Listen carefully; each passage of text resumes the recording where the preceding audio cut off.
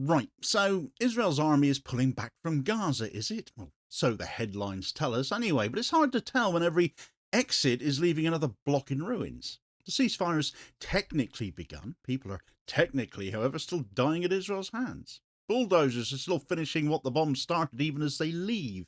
Aid trucks queue behind tanks waiting to get in, and yet still the world is calling this a win. Script has barely changed yet, though. Occupy becomes withdrawing while still destroying. Bombard becomes security while still destroying. And genocide gets rebranded as a ceasefire where everyone but Israel, it seems, has ceased firing. Israel might be leaving, but it's seemingly making sure there's nothing left to come back to for as many people in Gaza as possible. And with Netanyahu still on the hook to the far right, and with that corruption trial still over his head, with this situation of his unchanged, how can the ceasefire be different from the last? Or has something changed behind the scenes here that we're all still missing? Right, so a ceasefire usually means downing tools and the fighting ends, doesn't it? Israel never seem to get that memo, though, do they? In Gaza, it means a change in the language, just carrying on as they were. The declaration of a promised end to hostilities in the last 2 days, the release of captives, the start of a reconstruction process has been made, and that's wonderful. But the bombs are still falling. Israel insisted that it was going to uphold this ceasefire as soon as the cabinet passed it, pushing the timing of the ceasefire back on its own terms in the beginning. But the genocide is still not paused, even now when it is supposed to have done. Netanyahu has played for time, and nothing has yet changed, it seems. The ceasefire text looked comprehensive enough, though, didn't it? Israeli forces would withdraw from populated areas in stages. Palestinian groups would release hostages. Israel would also release the hostages they hold, many more of them, of course. And humanitarian convoys would finally move freely. From the ground, the picture remains unchanged. Residential neighbourhoods are still being hit. Civilians are still being killed. Hospitals are still receiving dozens of new casualties. One strike on a family home in western Gaza killed more than 70 people. Civil defence teams described entire streets reduced to rubble, while the official truce apparently came into force. So far, it looks very much like a Lebanon-style ceasefire, doesn't it? A truce where only one side actually ceases firing. Israel having violated that nearly year-long ceasefire thousands upon thousands of times. Israel framed the bombings as defensive operations as they were leaving, apparently. The mediators look away once more. For many people who had been told about a ceasefire, they'll have been wondering what firing exactly has ceased. The prisoner exchange agreement underpinning the truce has been hailed as the first serious diplomatic achievement in 2 years of genocide, even though we've seen these previously, haven't we? Back in January, for example. About 2,000 Palestinian prisoners are to be released, including hundreds serving life sentences in exchange for those remaining Israeli captives held in Gaza. Inside Israel's cabinet, though, ministers from the far-right factions refused outright approval. Their doctrine rejects any negotiation that acknowledges Palestinian existence or agency, and they refuse to support it. Netanyahu did not need their votes to get cabinet approval for this peace plan. He's managed to get that over the line after a few false starts now. But the arrangement was shaped by foreign pressure as well. Washington wanted a headline that could be sold as progress, which is exactly what happened in January when Trump wanted a peace settlement as the defining beginning of his presidency again. A sustainable pause is what they're calling it, rather than a full peace. No time constraints placed on this deal this time, which was seen as the reason the January one failed, because God forbid you see the whole thing through. The plan this time looked durable on paper because the people who crafted it cared more about the appearance of it than it seems any enforcement. The ceasefire's fragility is rooted in Israel's political arithmetic. Netanyahu governs through a coalition dominated by two far-right parties whose leaders control the finance and national security portfolios, Smotrich and Ben-Gvir. We know them well by now, don't we? Without their support, his government collapses, and the corruption trial awaiting him will no longer be escapable as it has been. Every military decision since 2023 has been shaped by that dependency. Both Smotrich and Ben-Gvir laid down their red lines. They would oppose any full withdrawal from Gaza, any release of high-profile prisoners, and any language implying Palestinian sovereignty. They demanded that the army retain freedom of action during the truce, effectively a license to keep bombing. The message, therefore, is unambiguous. Continue the war or lose the government. and the bombing has thus far carried on, despite the ceasefire having supposedly begun. And neither minister has yet taken their party out of government and collapsed the administration, though of course that could still happen at any time. It's telling it's not happened yet, though. The January truce collapsed under the same pressure when one of the ministers withdrew their support immediately. Ben-Gvir left immediately. At that point, not enough in itself to bring the coalition down. His party was too small at that point to do that. But when the other, Smotrich, pledged to do that after phase one, hostilities then resumed within days. Netanyahu has since January lost two other coalition parties, and now either Smotrich or Ben-Gvir leaving in and of themselves would be able to collapse the coalition. Therefore, the pattern is institutionalized. Every pause has to be temporary. Every agreement has to be conditional on domestic politics. Netanyahu's government's survival depends on the genocide's continuation. It does make you wonder, however, why neither of them have left yet, despite threatening it, despite their actions previously. Ben-Gvir went straight away in January. He hasn't this time. Has Netanyahu called their bluff, perhaps? Or has he had some kind of guarantee to protect his own backside if his administration now collapses? All of that predicates on this ceasefire becoming the real deal and lasting, of course, and right now we aren't seeing that, are we? Withdrawal and destruction are still happening simultaneously. No single issue exposed the fragility of the deal more clearly than the case of Marwan Barghouti, the imprisoned Fatah leader serving multiple life sentences since 2002. He commands respect across Palestinian factions and remains one of the few figures with broad popular legitimacy. In Palestine, he's compared to Nelson Mandela. His inclusion on the prisoner release list would have turned the ceasefire from a tactical pause into the start of a real political process, and that was precisely why it could not be allowed to happen, because in the final hours before the ceasefire announcement, Barghouti's name was removed from the approved list. Mediators confirmed that his release had already been authorised. The deletion was ordered unilaterally by Netanyahu's office and justified after the fact as a security decision. National security once again being used as the ways and means to start chipping away at a ceasefire, as it always has been used before. The far-right ministers have publicly vowed that Barghouti would never leave prison, so Netanyahu capitulated to them. And this part of the story implies he's still held by the short and curlies by Smotrich and Ben-Gvir, doesn't it? Palestinian negotiators obviously saw the change as a breach of faith. Netanyahu and Smotrich and Ben-Gvir would have hoped that Hamas would have pulled the plug on things by now when they started changing the rules, but they've wised up to that sort of thing. They've not fallen for it in previous ceasefires, and they're not falling for it now. And mediators from Egypt and Qatar, who had brokered those lists, were again blindsided as if they can't believe that Israel has done this again, but they should know better. Here Netanyahu goes again, altering agreements post-signature, as he's done so many times before. Barghouti's continued imprisonment also blocks any future political reconciliation. His presence in a post-war leadership is viewed by many as essential to unifying Gaza and the West Bank. By ensuring he stays behind bars, Israel removes the possibility of a legitimate Palestinian replacement authority to Hamas in Gaza, for example. The ceasefire thus becomes a mechanism to entrench division, not to resolve it. Another name that's been added to the "you can't have them back" list that has been announced just this morning by Israel is Dr. Hussam Abu Safia, the director of the Kamal Adwan Hospital, another high-profile hostage, seized for daring to treat people, ostensibly another finger flipped up at Gaza by Israel. If Barghouti, having been removed from the list, didn't trigger Hamas to collapse things, then perhaps Abu Safia will. It's another thorn in the side of this ceasefire having legs to stand on.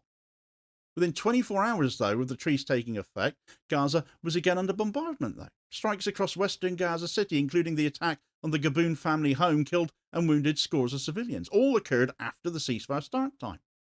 There were no verified reports of rocket fire from Palestinian factions during that period either, so it's another case of everybody ceases while Israel keeps on firing. It's a blatant unilateral breach, but Israel consistently gets away with making them.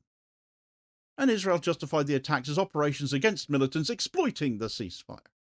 The evidence never supports the claim, and it didn't here either. Civilian sites, not military positions, were what got hit. The repetition of January's pattern is unmistakable. Redefine offence as defence, reclassify civilians as combatants, declare the ceasefire still intact even though you're breaking it with impunity, and the mediators issue the usual statements calling for restraint, which, when Israel never shows any, is getting a little bit long in the tooth by now.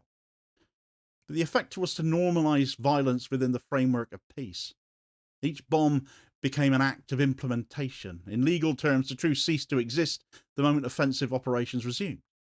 Politically, it survived because admitting its failure would embarrass those who brokered it, and of course people still hope to salvage it, having got to where we have.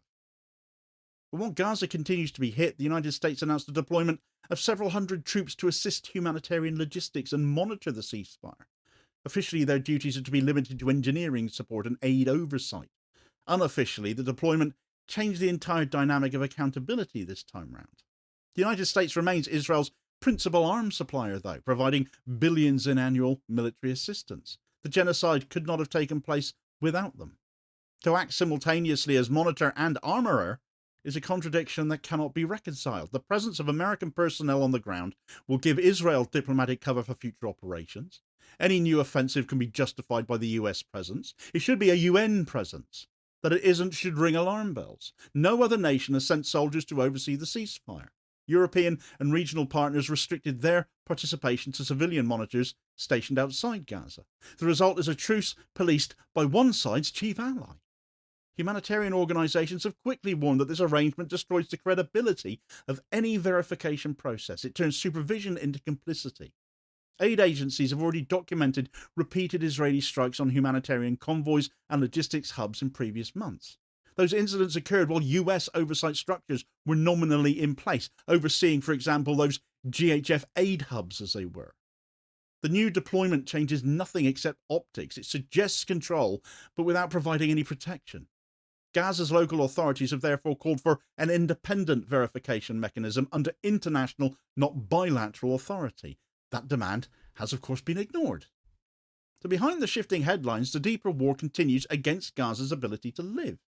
The territory's physical and economic devastation is almost total. Satellite images show districts flattened block by block by block. The most comprehensive damage, actually, is in agriculture. Gaza's government estimates daily losses of roughly $96 million, about 240 dunams of farmland, about 60 acres, have been destroyed daily, along with wells and livestock farms. Independent data from UN agencies confirms the pattern. Over 95% of arable land in Gaza has been rendered unusable, and nearly all cropland is inaccessible or destroyed. And this destruction is not by the product of fighting, it's the continuation of siege by other means. The elimination of Gaza's food system guarantees dependence on aid now and into the future. It prevents any autonomous recovery. Under international humanitarian law, attacks on food production and water sources are prohibited because they make civilian survival impossible. The record now shows that these prohibitions have been ignored on a systematic scale. Before the genocide, Gaza produced most of its own vegetables and poultry. Today, even basic self-sufficiency is now impossible. Soil contamination, destroyed irrigation, the loss of seeds and livestock have ended local farming. The humanitarian agencies assessing the situation classify the north of Gaza as facing famine conditions. Frankly, that's a bit of an understatement. The continuation of bulldozing on the way out by Israel during a declared truce can only be read as an intentional policy to prolong those conditions, though. By crippling agriculture, Israel has ensured that any future Palestinian administration will depend entirely on external funding and political approval from the occupying power, because they're not giving up the occupation here, are they? And the world cannot walk away from this when the dust finally does settle and let that happen. Aid distribution will become a permanent tool of control. And what may appear as reconstruction in due course would in fact be management of deprivation. The ceasefire in this light is not the end of conflict, but actually its economic evolution. Neighbouring states responded with wary cynicism to this ceasefire as well. Regional powers have warned that Israel's pattern of behaviour, agreeing to a ceasefire while continuing strikes and ending them as soon as they feel like it, fit a familiar template. Their statements predicted that the truce would be used to regroup militarily rather than to negotiate. Subsequent events in previous ceasefires have proved them correct on this in the past. Within Palestinian politics, the response was unanimous rejection of any foreign guardianship over Gaza. Proposals circulating in Western capitals to appoint an external administrator for reconstruction, possibly Tony Blair, were dismissed as white supremacist and neo-colonial, because they were. I would agree entirely with that. Local factions insist that reconstruction must be led by Palestinians themselves, and of course it should be. After 2 years of devastation, they see external trusteeship as a continuation of the same system that allowed this genocide to happen to begin with. Their skepticism is justified, and it's rooted in precedent. Every major ceasefire since 2006 has collapsed once Israel reinterpreted its obligations. The difference now is scale. The destruction of Gaza's economy and farmland has locked the territory into dependency, even if the guns finally fall silent for good. The genocide's goals are being achieved now without open fire. Perhaps this is actually why Netanyahu feels the time is right now. He's already won. If life is now impossible in Gaza, if people cannot grow their own food, cannot survive without charity going into the future, people will inevitably have to leave or perish, depending on whether Israel allows that aid in or not. Perhaps that is the logic now. It doesn't get him off his corruption charges, though, does it? That said, he's not getting off the hook that easily. Gaza's authorities submitted formal requests for an international investigation into Israel's conduct, which of course is essential. The charge of genocide must be investigated regardless of what happens now. They argued that continued bombardments, infrastructure demolitions, and economic destruction under a declared truce constituted grave breaches of international law, to add to the long list Israel already stands accused of. These requests referenced existing treaty provisions that require immediate inquiry into such actions. The evidence required for such a probe, the satellite data, the hospital records, the field reports, they all already exist, provided Israel hasn't destroyed them in further bombardments. So we need to see that happen, don't we? But the very countries that built the legal system are the ones obstructing it now. When a state that supplies the bombs also vetoes investigation into their use, what even is law anymore?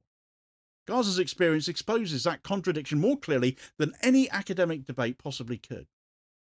As of time of writing, Israeli forces have continued withdrawing from parts of Gaza under the ceasefire framework, while airstrikes and helicopter attacks are still being reported in and around Gaza City after the pause took effect, 2 days on now. Independent reporters documented civilian casualties at residential sites during those hours. The bombardments have slowed, but they haven't ceased. Politically, the arrangement has kept the Israeli government intact so far and provided its allies with the illusion of progress. Smotrich and Ben-Gvir continue to dictate red lines, but they haven't left the government yet. Netanyahu continues to balance between their demands and foreign expectations. Nothing in the truce framework can evolve into peace because peace would dismantle the coalition that sustains it. Despite Trump's 20-point peace plan, it's not very clear what the incentive for Israel to suddenly pull back after deciding to total Gaza City just a few weeks ago is, and in what way that is thus far not collapsing Netanyahu's government either. You just feel like we don't know all the variables at work here right now. Economically, the devastation has entrenched a humanitarian crisis now measured in millions of tons of rubble and billions in lost output. With nearly all farmland destroyed and livestock wiped out, Gaza's population is now utterly dependent now and into the future on controlled aid corridors that Israel can open or close at will. This is siege economics calibrated to produce compliance through exhaustion. Diplomatically, the US troop presence has turned the ceasefire into a bilateral arrangement between allies rather than an international agreement. Any future escalation can be presented as mutual defence, not aggression. And that inversion of roles, where the monitor becomes the participant, ensures that accountability can be complicated significantly.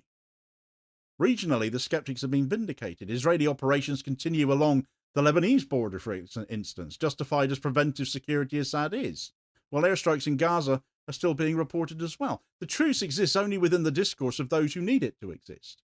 On the ground, the conflict still persists. Will it finally all stop today, or will we have more casualty reports tomorrow? The wider implication of this ceasefire lies in what it reveals about the erosion of international norms. The principles of once constrained warfare, of distinction and proportionality and necessity, have all been hollowed out, because this was genocide. But states now speak of balance instead of law, and security instead of accountability, and each time a civilian area is bombed under a truce, the precedent just deepens. Each silence from the institutions meant to prevent it erodes the legitimacy of the ceasefire in place. A ceasefire that allows killing to continue is not a ceasefire. It's continuity with added diplomatic cover. And this latest agreement was sold as a turning point to us all, yet every measurable fact thus far shows the same reality. Civilians dead after the truce began, farmland erased, aid restricted, mediators sidelined. The structure of the deal guarantees on the face of it another inevitable failure, and we simply can't tolerate that keep on happening. This matters beyond Gaza. Every government watching will learn the same lesson, that international law is optional, accountability is negotiable, and morality expendable. It all gets weakened, and that threatens every one of us. The precedent will not stay confined to one border. What collapses in Gaza today will collapse elsewhere tomorrow. For more on Israel taking liberties with this ceasefire, do check out this video recommendation here as your suggested next watch. Please do also hit like, share and subscribe if you haven't done so already, so as to ensure you don't miss out on all new daily content, as well as spreading the word and helping to support the channel at the same time. It's very much appreciated. Holding power to account for ordinary working class people, and I'll hopefully catch you on the next vid. Cheers, folks.